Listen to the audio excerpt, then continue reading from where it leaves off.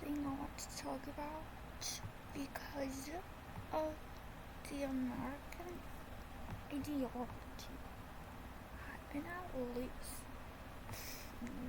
in this case.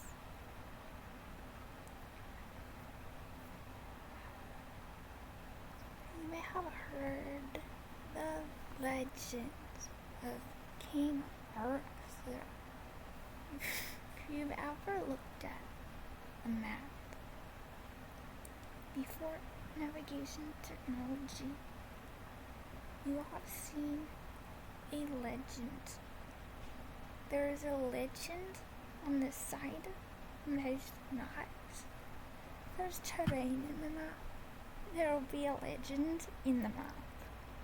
It will have a little patch of code for how to read the map. The legend of King Arthur involves a story of the Lady of the Lake. The Lady of the Lake is often called Viviene. She's also called Ninian. There were 2 clans involved. It's very straightforward. The story goes about a sword. The sword is called Excalibur. It's a very powerful sword. The part with Viviene, the Lady of the Lake, goes about that her arm raised Excalibur out of the lake to gift to Sir Arthur, soon to be king. It's actually different. It must have been a plot. I don't know what's happening. This sword in the stone goes about. That's his sword. It's the boy's sword. This man goes to the lake. They're not wed. It's just, everything you need to know is right there.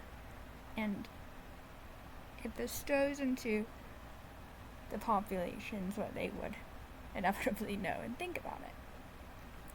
There was a girl I knew. Her mother had named her Ninian, based on the choices their mothers had taken to name them. They had a seriously disgusting entitlement problem.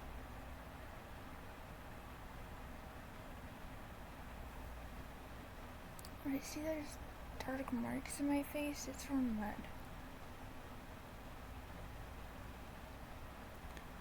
They did not like that there would be inequality. Part of them had been young children, part of them had been very strong. Part of them believed that they were royalty.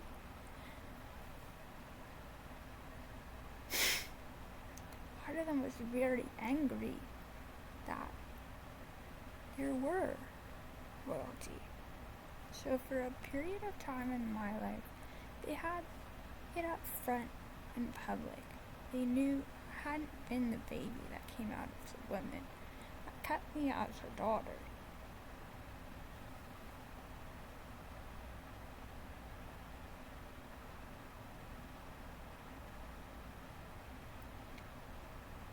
The Lady of the Lake had been a young girl. She had had a tattooed arm, connotating that she belonged to the tribe that called her Ninian.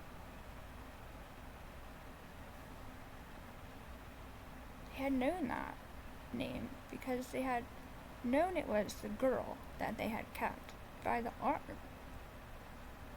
They had called her too ugly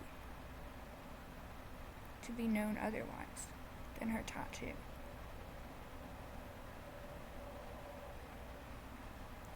So Sir Arthur, Sir Lancelot had had met with a large population, had not been isolated. There had been a gathering, and they had devised for her to be in the lake doing something that a beautiful woman could be helpful to do in court. It had basically been a ritual of exemplifying that females can do work that is magical and could thusly be treated in a way that had felt very bad, because no one wants to lay down forever.